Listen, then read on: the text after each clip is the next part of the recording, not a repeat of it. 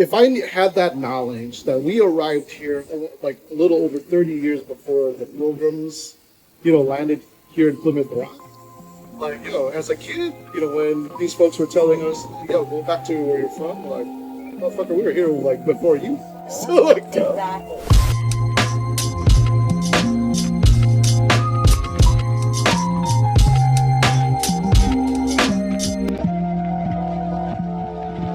Hey, what's going on? This is Jason, This is Pat. and you're now watching the Future Ancestors podcast. yeah. So we got a special guest here today. We have the founder and executive director of FACE, which stands for Filipinos Advancing Creative Education, no other than Lyle. Welcome. Thank you. Thanks for having me. No, thank you for coming over here. We wanted to highlight you and what you do, but also what your organization's all about. So we're just going to start and go right into it.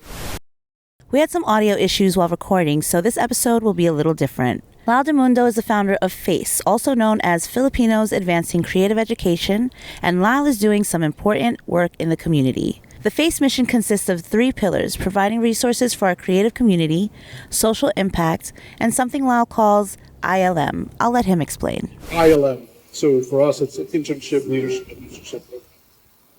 So for example, we've been starting to do these like beta test programs with some of our many talented creatives within the community. So just as an example, like as far as mentorship, one of the homies, Bella Porch, so she's a social media influencer, Warner Records recording artist. She had, her and her team had reached out. They're like, Bella's auditioning to do voice acting, or voiceover, for some of the biggest studios. Is there someone within the community that can help us, culture or mentor? I was like, yeah, of course. So the instant connection was, one of the biggest Filipinos to do it right now is Eric Bauza.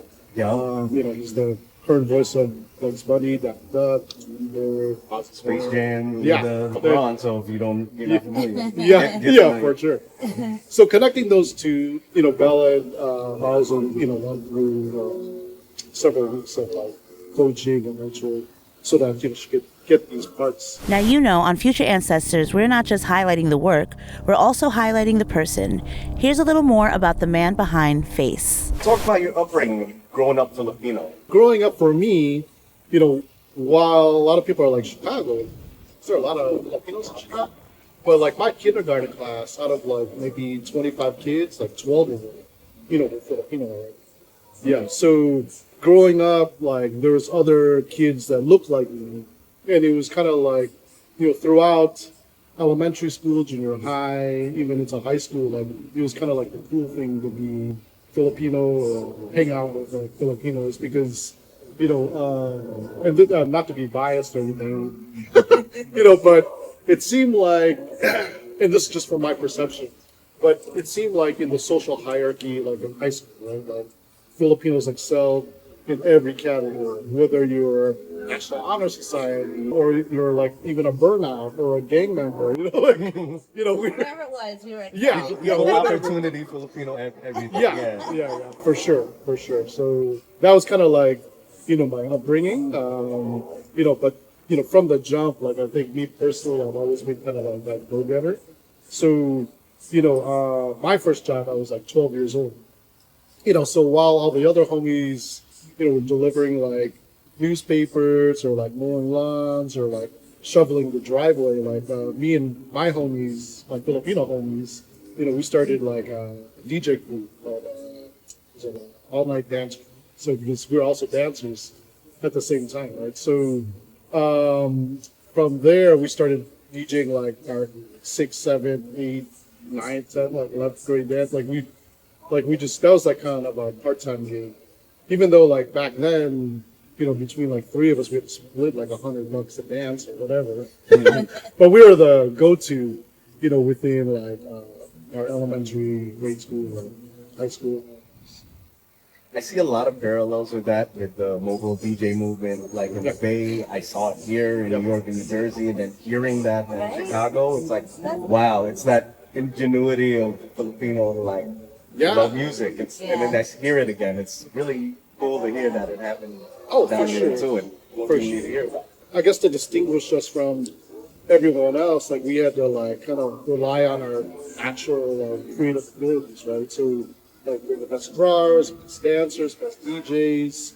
You know, like we dress differently. Like we had like a different swag than everyone else. Whether it was like, you know, like using like Aquanet pompadours and like coloring like our tails or whatever, right? Like, Oh, and you see the pictures. yeah, yeah. We just had a different swag. So that was kind of like how we identified and, you know, develop our own identity as Filipino Americans. A big part of Lyle's work with FACE is being a bridge for Filipino-born and Fil-Am creatives to share opportunities in both countries. He explains that and the role the Filipino government plays. So, you know, that's kind of like, you know, where we're trying to like help build a stronger bridge, is helping provide like, you know, the knowledge and resources that, you know, each of our individual board members brings to the table to help, you know, bring that bridge on this side. But, you know, honestly, it's got to be a two-way street, right? So, you know, there's a lot of Filipino American talent also works in the Philippines. So that's another thing that we're also building the bridge gap there too. So that's kind of like what we're doing in the Philippines. Also working with the Philippine government as well.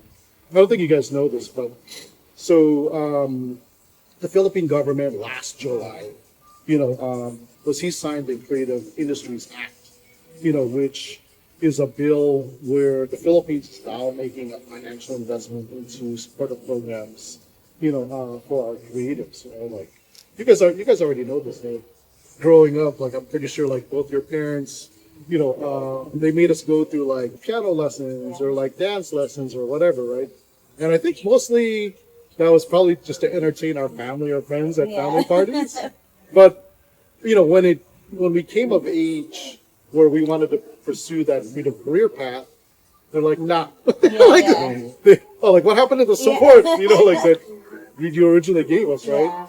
But, you know, I honestly can't really blame them because back then we didn't have like, you know, people in positions that, you know, like proved all of them. Yeah. You know, that you could actually make this a professional career, right? There's so many talented Filipino Americans that are in those roles that we could aspire to. Yeah. Can you highlight any cultural insights or discoveries you made on your journey to where you are today? Oh, man. Dude, there's a bunch of things that I learned. Right? For example, obviously, if you had asked me about Filipino American History Month, you know, 5 years ago, or actually, maybe 7 years ago, like, couldn't even tell you a damn thing about it. But, you know, I think, what's the date today? 11? Yeah. Yeah, so in like 7 days, October 18, 1587, you know, that's when Filipinos first got here, right? And they landed in Morocco.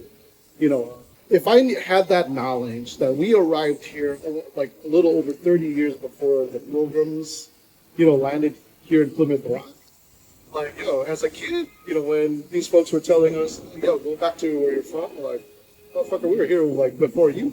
So like, exactly. You know, like, but so yeah, that's part of like the stuff that I've learned during like this journey of public service. Of course, this wouldn't be the Future Ancestors podcast if we didn't have some fun. So here's what we could salvage from our game segment. Which city represents our people the hardest? Wherever you're at, you could be in like, Des Moines, Iowa. You know, like, and if there's 10 Filipinos there, you know, all day, every day, you know, they wear the flag on their sleeves. You know, so yeah, honestly, I can't really say there's one very city, you know, that reps the hardest. It's like everywhere. We everywhere. Yeah. So. That is true. Leave it at that. Karaoke or line dancing? Line dancing. Yeah, sing quick. Yeah. Oh, you don't sing at all, huh? You know what? Everybody could sing, but can you sing good? Yes.